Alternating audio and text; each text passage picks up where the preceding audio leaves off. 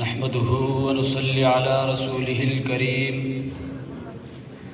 أما بعد فأعوذ بالله من الشيطان الرجيم بسم الله الرحمن الرحيم سبحان الذي أسرى بعبده ليلا من المسجد الحرام إلى المسجد الأقصى الذي باركنا حوله لنريه من آياتنا صدق الله العظيم.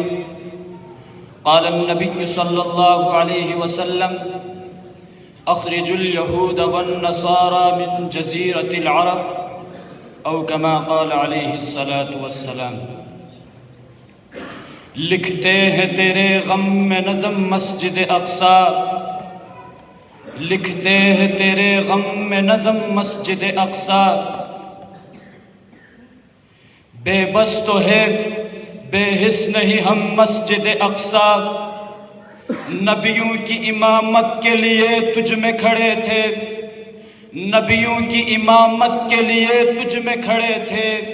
معراج کی شب شاہ مسجد اقصی. حالات کی زنجیر ہے پاؤں میں ہمارے، حالات کی زنجیر ہے پاؤں میں ہمارے. بزدل نہیں مولا کی قسم مسجد اقصی. منصفین اعظام اور میرے ہم مکتب ہم بزم ساتھیوں، آج جس موضوع سخن پر لب کشائی کرنے کی سعادت حاصل کر رہا ہوں وہ ہے مسجد اقصی. ارباب علم و دانش، مسجد اقصی وہ بابرکت مقام ہے جہاں سے نبی الملاحم، نبی السیف، رشک ملائکہ، امام المجاہدین مکان سے لا مکان کی طرف تشریف لے گئے. یہ وہ مسجد ہے کہ جس کے رخ کئی نمازیں پڑھی گئی. یہ وہ مسجد ہے کہ جس کے لیے زمین حضرت داؤد نے تیار کی. یہ وہ مسجد ہے کہ جس کی تعمیر حضرت سلیمان علیہ السلام نے کی. یہ وہ مسجد ہے کہ جس نے ابراہیم کے قدم چومے، داؤد کی مناجات سنی، عیسیٰ کے معجزات دیکھے. یہ وہ مسجد ہے جو رب العالمین کے سامنے جھکنے والوں کی سجدہ گاہ بنی. یہ وہ مسجد ہے جو حضور کی ختم نبوت کی گواہ بنی.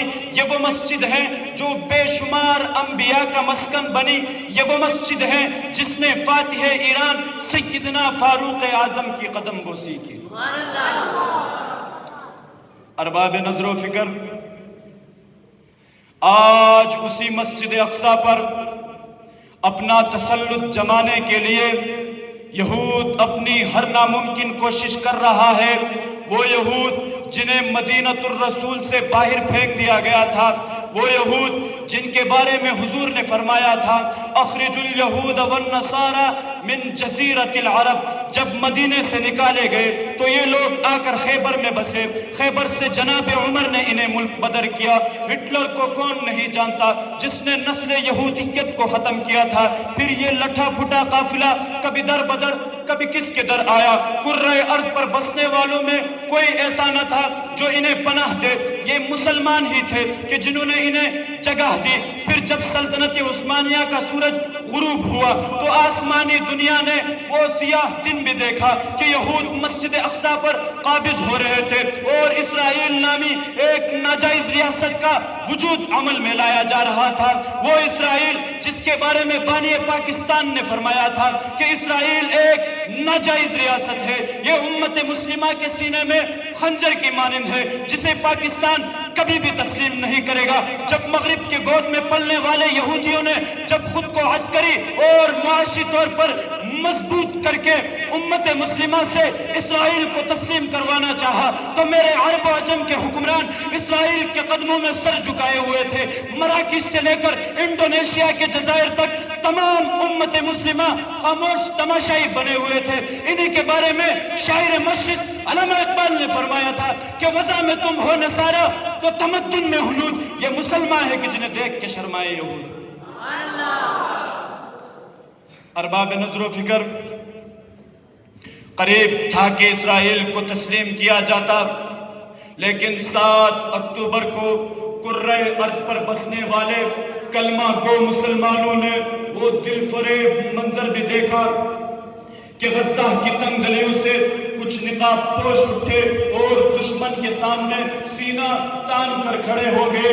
یہ وہ لوگ تھے کہ جن کے پاس نہ ایٹم بم تھا، نہ میزائل تھے، نہ ٹینک تھے، نہ دنیا کی کوئی جدید ٹیکنالوجی تھی، لیکن ان کے دلوں میں ایمان کا سمندر موجزن تھا۔ یہ وہ لوگ تھے کہ جن کے گھروں پر بم برستے تھے، لیکن وہ اللہ کے نام پر شہادت کی مسکراہٹ لے کر آگے بڑھتے تھے۔ یہ وہ لوگ تھے جنہوں نے امت کو بیدار کیا۔ یہ وہ لوگ تھے جنہوں نے امت کو بھولا ہوا سبق یاد کرایا۔ یہ وہ مقدس نفوس تھے جنہوں نے احمد یاسی سے لے کر اسماعیل ہانیہ اور قائد جہاد یحییٰ سوار تک کو قربان کیا۔ اسی لیے ہم یہ کہتے ہیں کہ اگر آج تم نے کوئی معاہدہ کیا ہے تو ہم کہیں گے کہ یہ بہترین معاہدہ تھا، اور اگر تم نے جنگ روک دی تو ہم کہیں گے کہ آپ جیت گئے ہیں، اور اگر تم زندہ لوٹے تو ہم کہیں گے آپ ہمارے ہیرو ہو، اور اگر تمہیں اللہ نے اپنے پاس بلا لیا تو ہم کہیں گے کہ آپ شہید ہیں، اور اگر تم نے جنگ جاری رکھی تو ہم کہیں گے کہ یہ بہترین اور بے مثال استقامت ہے کہ زمانہ معترف ہے ہماری استقامت کا۔ نہ ہم نے شاخ گل چھوڑی، نہ ہم نے قافلہ بدلا۔ راہ الفت میں گو ہم پر بڑے مشکل مقام آئے، نہ ہم منزل سے باز آئے، نہ ہم نے کارواں بدلا۔ ماشاءاللہ یہ تحسین اللہ جو اپنے خیالات کے اظہار فرمان